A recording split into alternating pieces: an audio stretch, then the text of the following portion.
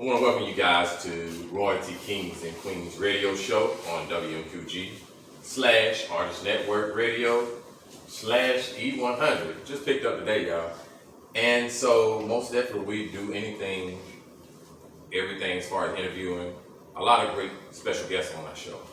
And right now, I got one of the kings in the building. What's your name? Terry J. Quintero Moore. What's up, everybody? Yeah, so absolutely.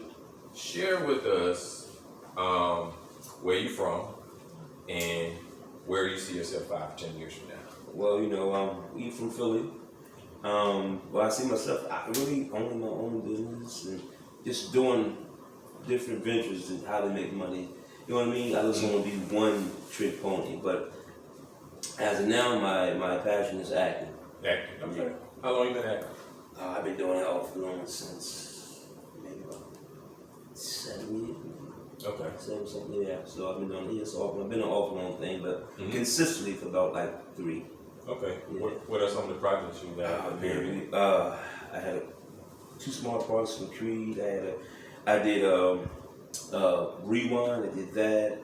The biggest movie now is Snow Black. That'll be out January 21st. Okay. Man, that's one of the biggest movies. As a matter of fact, it just premiered, if I'm not mistaken, in Vegas. Okay. Yeah. So, but other than that, got a lot of more offers, things coming up, plays, you name it. Man, Okay. we're working it. Okay. Even as well as the clothing line, as y'all see. Okay. Y'all see this? My style. This is part of the. This is one of the symbols of the brand, but we got a lot of other symbols and just anything logos rather. That if y'all want to jump, there's a lot of people down here that where y'all gotta get them shirts from. Like it's not a brand, so. But like I said, just hit us up, man. You know where it's at.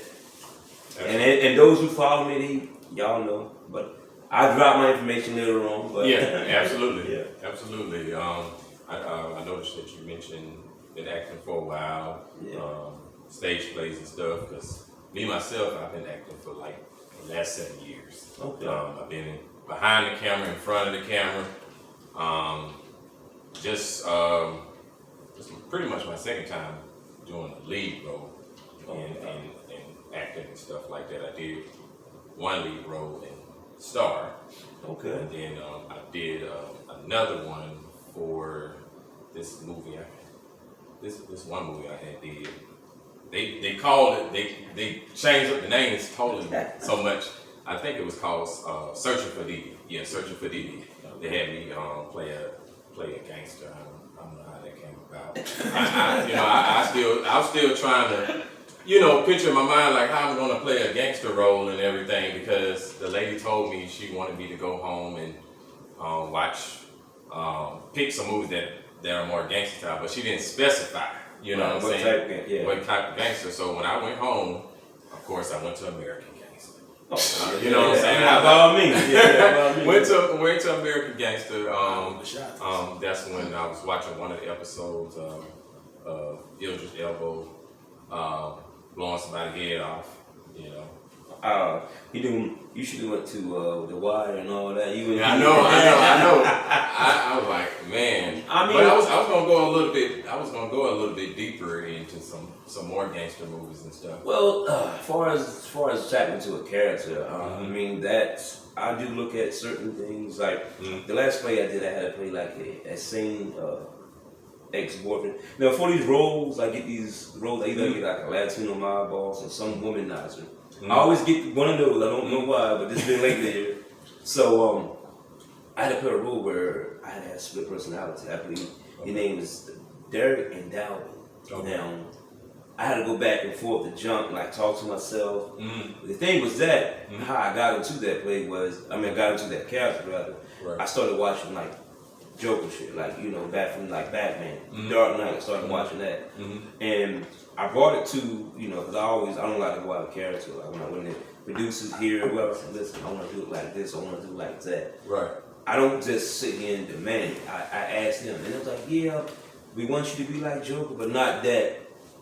You know what I mean? So I was like, all right, so just be like him, just dial it back a little bit. Right. So I definitely know what you're talking about when you're talking about transition to different characters like gangsters. One of the roles I went up for was like an independent film, and I was like, yo, this one I had to the long hair, the curly fro. I come in there, you know, they was like, yo, you killed the road, but blood. You don't know intimidate no be no gangster. I'm like, what? I'm like, gangster comes in many forms. Like, Yeah, but the gangster. Does. I was like, but what gangster would you had in your mind? It was like, listen, you see that boy there that's 6'5" with the busted cornrows? That's the gangster we want. Nah, well, you know what I mean? So you have. I feel like that when you should specify what type of, as far as physical look, because a lot of people out here can kill it, as far as the acting aspect of it. But if you're not that particular physique or size, then exactly. You should specify. Which lately I've seen, you know, a couple of casting directors do that. Hey, listen, we're looking for a guy that's 6'8". You know what I mean? Granted, certain roles you look at, you're like, hey, listen, if you only like 5'4", you know what I mean? Listen, this is for a basketball role. You know what I mean? So you gotta kind of like make sense of it. But like I said, as far as getting to the roles, some for me, sometimes it's easy. Because I always ask, if you give me a role, so let's say I want you to be my play or film, I'll be like, yo, okay, so what is the character's, you know, how's his energy? Right. Me personally, remember the lines is Gucci. Like, I can go over that, remember that. Once you tell me he's an asshole or he's a whatever, then that's what I'll do.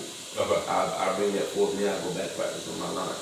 Right. So, and I just don't remember my line. I gotta remember everybody else's line. Exactly. So, that's to me, that's one of the things about acting, because you gotta know when to come in. Right. So every now and then I like to add a little bit. So it's understandable. Yeah. So that's my thing. So you know, other than that though, like I said, man, I just love the whole ability to be able to entertain folks. And this movie here definitely is Snow Black is definitely.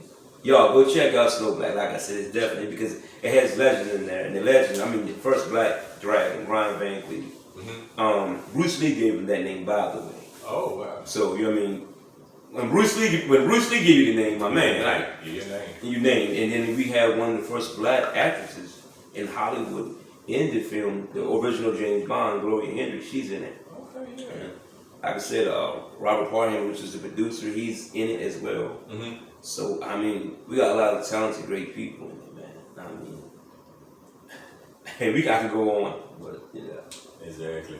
Yeah, so most definitely, were there any challenging roles that you felt when director gave it to you? You just like, no, you got another role for me that I can play? A challenging role, that was the most challenging one when I told you I had like a psycho boyfriend, because I always play like, you can play a womanizer, you can play a woman beater, you can play a gangster, but to be two people, and one, you're like, you know what I mean? Kind of like, you gotta juggle back and forth from characters, and you gotta give, the same tool gotta give out two different types of energy. Right. If that makes sense. So, that makes sense. One minute I gotta be the calm, cool guy. The next I gotta flip, and that's what the story was about, me flipping out on my girlfriend, but when I flip out, I'm no longer Dalvin that should remember. I'm Derek now, so I'm going two different types of ways.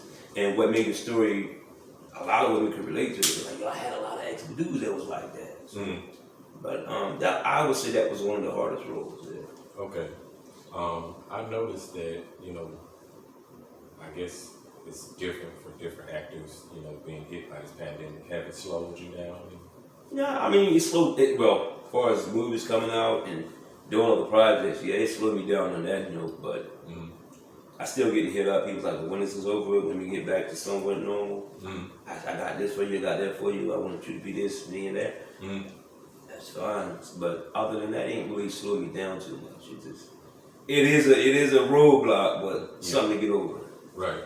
Yeah, because I noticed I was reading this cover story last week when Tyrese Gibson was discussing the ordeal about, you know, things slowing down, he always be crying. You know?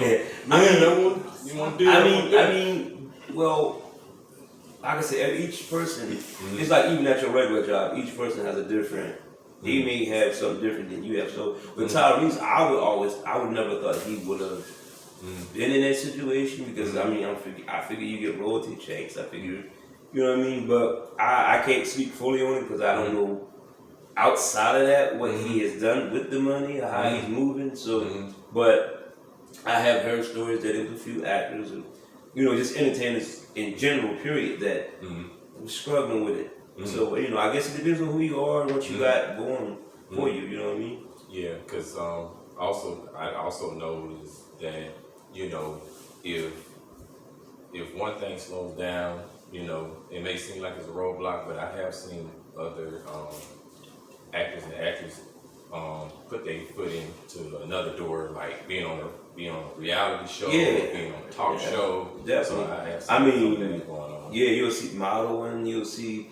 I mean, because acting, I always say this. Back in the day, you had your models, and just like your models, this is what they did. Right. Or you had your actors, and that's just what they did. But during the time frame when I slid into it, it was like, listen, you're gonna kind of have to do something to stand there. Oh, you can't be that guy to stand there, and you gotta have something, because if you're trying to get higher in this field here, you're gonna have to have something that's what I mean. Right. It also just goes with following directions too, because I know people that can remember lines on their scripts, Right. but they can't bring nothing to life, and they can't follow directions. Okay. So basically, what that is like, man, a lot of people struggle with that, but Right. it's like I said, the acting field is so funny. Like, it's a lot of avenues you can go in that to how to attack that. You know what I mean? Exactly.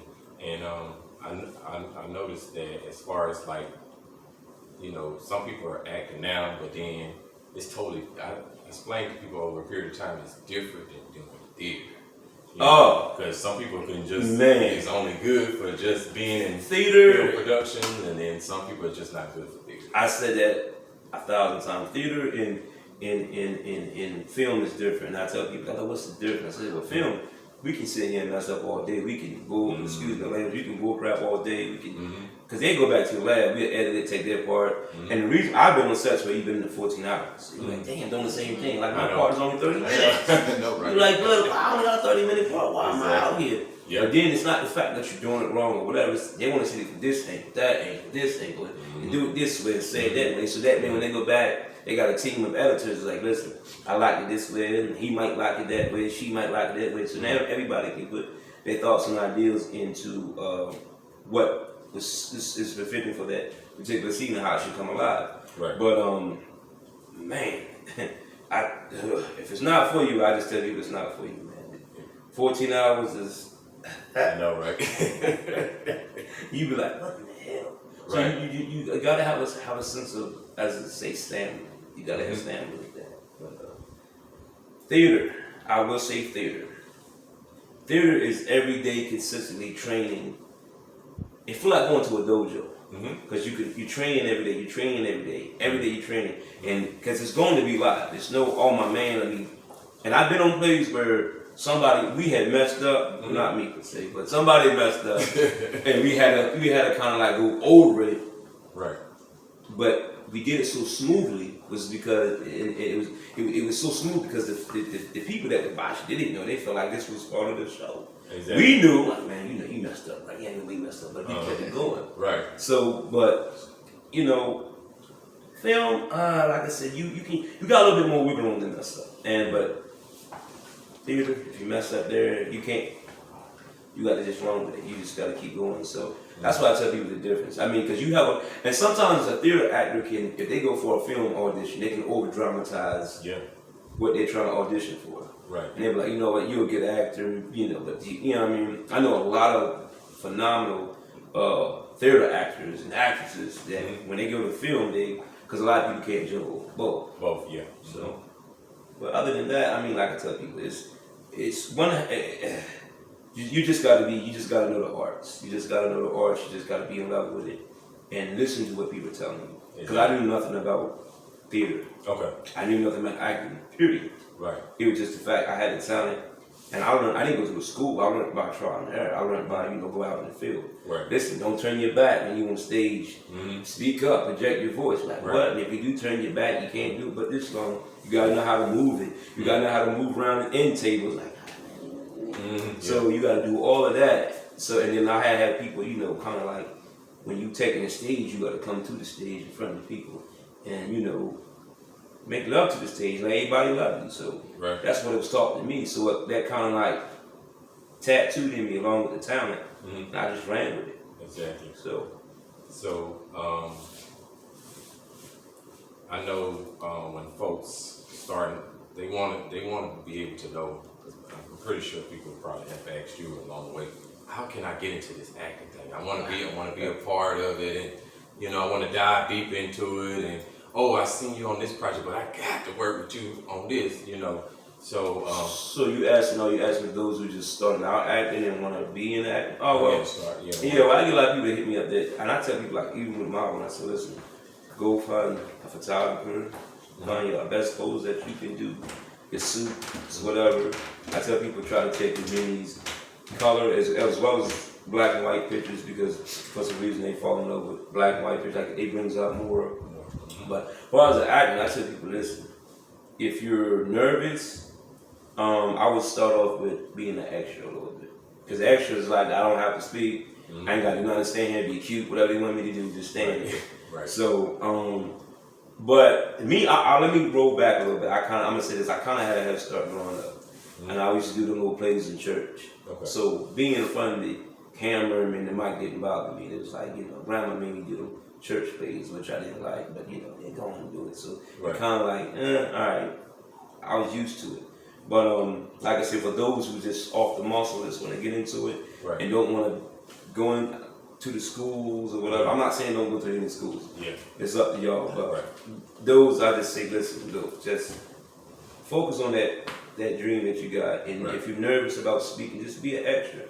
See how it goes. Because what got me comfortable 100% too, you start seeing the A-listers mess up. Like, oh man, they mess up too. Yeah. Oh, I'm good. Right. So, but other than that, like I said, man, just going for it. Sometimes you might even have to go in here first. You don't have to because I went to audition for a part in a play. And I think I'm just going to be an extra. That's all I'm going to be. That's it. The boy was like, no, you look like you could do more than that. Yeah. Gave me the script and was like, yo, we got 6 months. Right. I didn't have scripts. Yo, we got 6 weeks. Oh, come on, really? Right. And that was, to me, that's also one of my abilities. I can remember the scripts. Right. Up to 15, 25 minutes. I'm ready to go. Exactly. So, but other than that, like I said, just practice your craft. Practice your craft and stay focused. And then, again, if you're scared to go all the way in the water, spit your toes and be an extra and see how it goes. So you can get comfortable. Exactly. Yeah, because I know most definitely, I say just like what you said, all this still work on your craft and everything, because everybody want to jump and be in front of the camera. Yeah. But if you don't know the sense of direction or where the camera is, and you're looking in the camera and they tell you not to, and then you just not following directions, then you're just really throwing everything off, and then producers get mad and all that stuff. So to keep from all that, keep all that down, just like you said, study your craft. And just following orders, that's all. Follow orders. I've been on sets looking at people, they're like, we gotta do that again because it was a good take, but boy looked into the camera, and he loud like, oh my God, but every now and then I might catch myself doing like looking at but after a while you'll become accustomed to doing it where acting in front of the camera where the camera's just you wouldn't even recognize it being there in your face. Exactly. So cool. So I noticed on my radio station, I know we've been talking about voting lately and stuff like that. What are some of your intakes on that? Oh, my intakes, wow. I just say this. I don't really get too deep into the politics, but I will say this. I say, listen, vote for who you think you should vote for, and don't make nobody deter your decision. To me, I look at it, just where I see it right now, especially 2020. Hold on tight, whoever get back in there, just hold on tight. I know that's all I can say, hold on tight. So, because 2020 has been an off year for everybody, so just hold on tight. So, absolutely. I noticed that when I was doing voter registration a few years ago, when I was asking one of the young guys about voting in the election, just before Trump got into office and everything, and he said, well, I can't vote because I have a felony on my record. And I was like, well, you know that you can go down there to the Secretary of State and exercise your right to vote, just as long as you talk with somebody in the office Right. that they can be able to expunge it off your record so that you can exercise your right to vote. Because Right. some people really didn't know, Right. Yeah. and so for me being there, just educating them and just give them the directions as far as the location of where they need to go so that they can exercise their right to vote. And it was like, well, thank you for letting me know that, because I just thought that, hey, I just have a felony, I ain't gonna be able to exercise. Yeah, well, that's what they tell them, being having a felony, when they tell them that, they basically they kind of kills the energy to do anything. You got a felony, you can't go. You got a felony, you can't have a gun. You got a felony, you can't get a job or this particular job. Right. So once they, as we said up the way, once you get that F on your report card, it's like, damn, I can't do nothing. Exactly. So I just said if it's for you, go ahead and do it. You know what I mean? Exactly. So I know that you listed some projects earlier. Is there anybody that you want to give a shout out to, or some projects that you're working on now?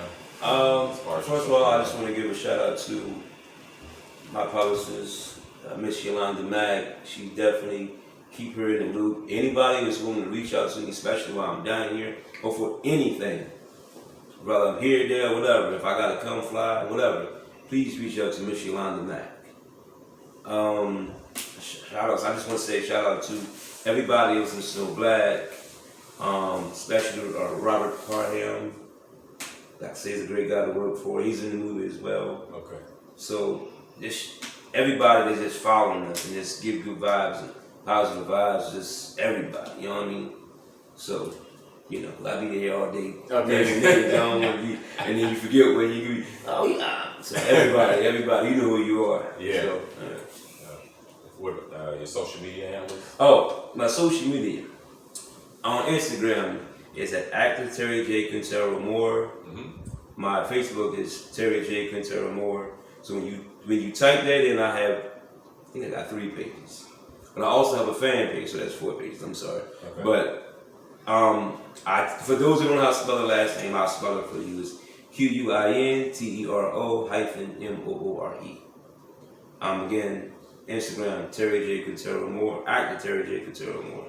Facebook, Terry J. Quintero Moore. And Twitter, same thing. your clothing website? Oh, we just started that. It's called Team Quintero. We do have an unfinished page on the Instagram. We got to get back on that. These are the logos. I believe y'all recorded some of my crew earlier having on. Okay. So, just like I said, y'all know, when y'all find me, y'all know how to hit me up. Absolutely. You guys heard it first here on Royalty Kings and Queens Radio. Make sure that you tune in every Monday from 9 p.m. to 10 p.m. on www.mixmafiaradio.com, and scroll down till you see A&R Radio tab and press play. Every Tuesday, make sure y'all tune in to www.wmqgradio.com from 10 p.m. to 11 p.m. talking about love, relationships, everything under the suns, even the tea. Also check out, with WMQG Radio, it also, how this radio station came about, it's pretty much in honor of the Special Needs Foundation. One of the guys that started the radio station several years ago had lost his son in the school system. So he ended up starting WMQG Radio in honor of his son getting killed in the school system. So that's the reason why we got WMQG Radio. Giving back to the Special Needs Foundation. You can give as much as you want and little as you want, as long as you donate it to the organization. And shout out to E100. Just picked up the date and everything. So make sure that you check out these social media handles. This is where you can find me. Most definitely, this guy already told you some great things, information that you need to hear so that you can know what's going on. So, with further ado, we out here. Thank you guys for watching, and thank you for taking time out of your busy schedule to chop it up with me and talk about a lot of great things that's going on here in the acting industry and his clothing business. Stay tuned, y'all.